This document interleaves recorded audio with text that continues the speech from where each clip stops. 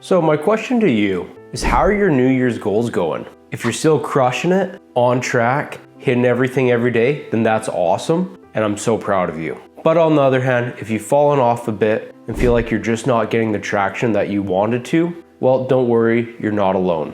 In fact, studies show that by February, around 80% of the people have already fallen off on what they said was the most important thing for their new year, their New Year's resolutions. I get it. And I get how frustrating this is because I've been here more times than I can count. In fact, this year I've been struggling. I set a goal to lose weight. January 1st, after all the Christmas indulgence, I started around 215 pounds with a goal of getting to 200. And right now I'm sitting at about 207. Sounds great, right? Sounds like progress, but not quite. Here's the thing, I've lost track countless times. Even in just a short span of 2 months. I'd start strong on Monday morning, but then by Thursday, I'll want to go out for pizza and get a drink. And that leads into Friday, which leads into Saturday, where I'll do a big barbecue, which then leads into leftovers for Sunday. And suddenly, I'd feel like I was back at square one, with this week's Monday being higher than the last. And the worst part of all of this, which I'm sure many of you can appreciate, is that you start losing confidence in yourself. You start questioning whether or not you can even accomplish this goal.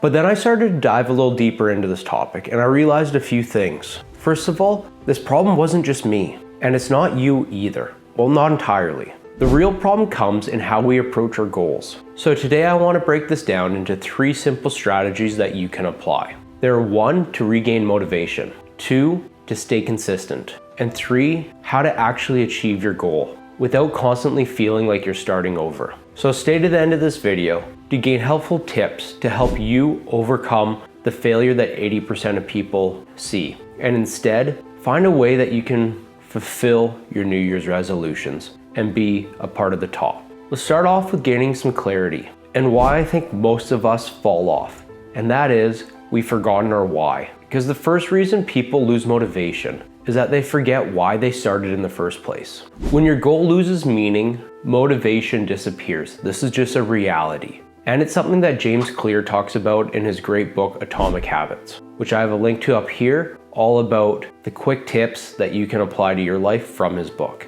In Atomic Habits, James Clear says, your why, that is the foundation of the system. Without it, everything crumbles. Think back to when you set your goals. What was your real reason for doing it? For me, I realized my goal wasn't just to lose weight. It was to feel stronger, have more energy through the day, and be healthier for the long run. But there was more than just that. There was also the vanity metrics, that when I sat down, I didn't feel like my belly was overhanging, so that I would look better without a shirt on, and so that I would perform better at the gym and be able to beat my competitors. That mental shift of remembering my why can make all the difference. So here's your fix. Take 30 seconds right now, write down your goals and the reason why you started them. And to level this up, put it somewhere visible. Put it on your bathroom mirror or your computer monitor, or as a sticky note on your phone so that you're always reminded. Next up, we need the visual reminder. People don't just need goals, they need reminders. This is why elite athletes create vision boards and goal trackers to track their progress and see what they're trying to accomplish. In the book, The One Thing by Gary Keller, he says, people do not decide on their futures, they decide on their habits, and their habits decide their futures. So the fix for this is to set up a habit tracker and to keep your goal in front of you. I've used this for years now, and I can say anytime that I keep up on my habit tracker of leading indicators that will get me the progress that I want, I see noticeable gains. And when I fall off, I see noticeable losses. When you do this, you keep yourself accountable. An example of this, if fitness is your goal, do what Jerry Seinfeld does and don't break the chain. Put a calendar up and put an X every time you do your workout.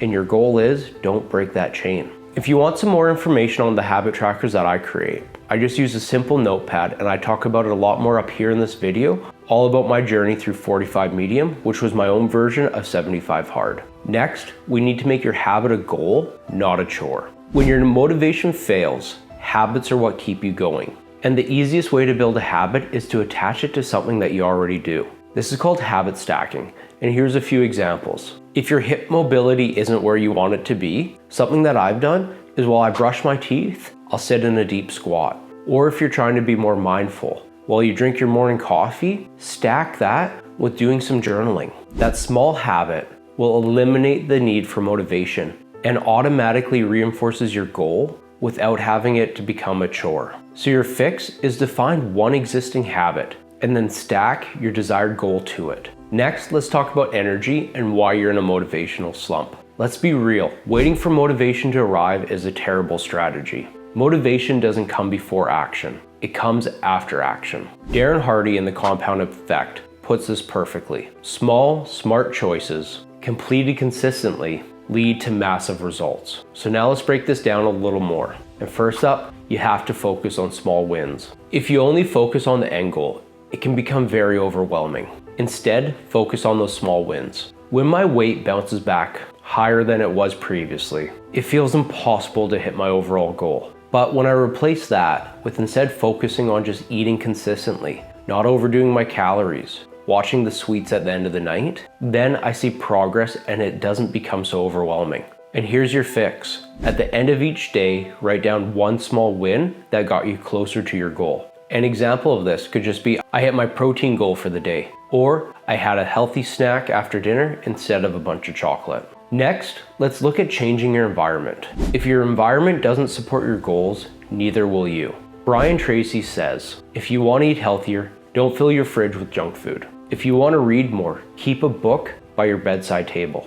I noticed this when I was trying to get better at running. All I had to do was hang out with more runners. My normal pace then became a slow pace for them. So I was immediately able to see from the environment just how much progress you can make. So your fix for this is to find one thing in your environment that's holding you back and change or eliminate it. One simple thing that helped me was changing my social connection. Before I would go out with friends quite a bit, to breweries or wineries, and by replacing that social time instead with the time that I spent at CrossFit, I got my workout in, I ate less overall calories, and I was just as socially fulfilled. And then we have to make it fun again. Life is about enjoyment, not just a series of miserable tasks. If your goal feels like a chore, you'll quit. The key is to make it enjoyable so that you can enjoy the journey. If you're sick of the gym, try a new class or try a different way of exercising. If your routine is boring, then mix it up. The fix here is simple. Find one way to make your goal more enjoyable this week.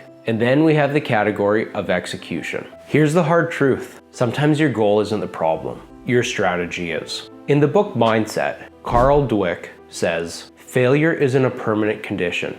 It's a stepping stone to success. If you miss a few workouts or a few deadlines at work, don't quit, adjust. Fix. Instead of quitting or restarting, just pick up where you left off. Progress isn't perfect. Instead, it's consistent. If you consistently miss your habits, then look at what adjustments will make it more manageable. Sometimes we set unrealistic goals when our motivation is super high. Example that I see all the time. I need to get more fit, so I'm gonna do 2-hour workouts 6 times a week. When in reality, we don't even make it to 3 of those. So instead, reduce the barrier to entry to where you can hit it every time. Instead of 2-hour workouts, maybe just make it a 10-minute workout 5 times a week. Next, we have the great idea of the 2-day rule. Matt D'Avella, the filmmaker and YouTuber, has a simple rule. Just never miss 2 days in a row. This keeps you on track without needing to be perfect. The fix is just make never miss 2 days in a row your new default rule.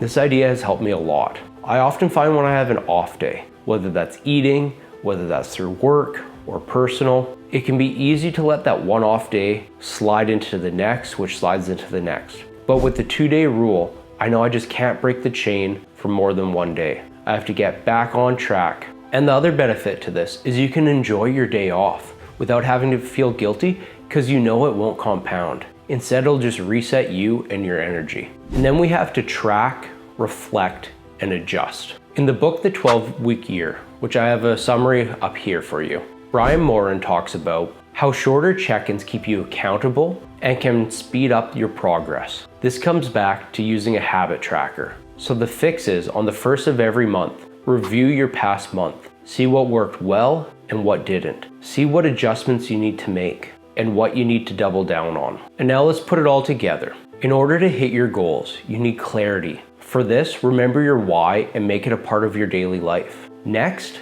we need energy. Motivation follows action, not the other way around. So get out there and start. And then third, we have execution. If your plan isn't working, tweak it, don't quit. If you found this video helpful, please drop a comment down below about what your biggest goal struggles are and what you've done to overcome them. Thanks so much for watching, and if you enjoyed this, please consider subscribing for more videos that we dive into all about personal and professional development here on Peak Life. Thanks, and we'll see you in the next one up here. Bye.